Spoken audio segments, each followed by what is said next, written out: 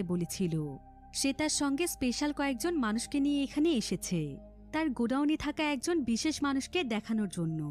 এবার আমরা দেখতে পাই যে সেখানে ছোট্ট একটি ছেলে বন্দী রয়েছে, যে কিনা এখন অনেকটাই বড় হয়ে গিয়েছে, ঠিক একদম তার বাবার মতো।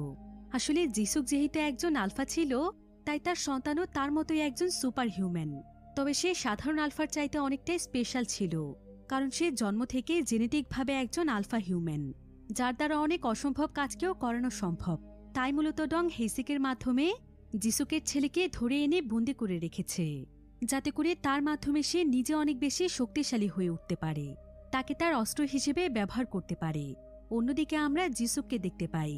যিশুক সমুদ্র থেকে সেই দ্বীপটির মধ্যে উঠে এসেছে, যেখানকার গোডাউনে তার ছেলে বন্দী রয়েছে। আর সে বহু বছর ধরেই তার ছেলে সন্ধান করছে, কিন্তু সে এটা জানত না যে তার ছেলে এই দ্বীপের মধ্যেই রয়েছে।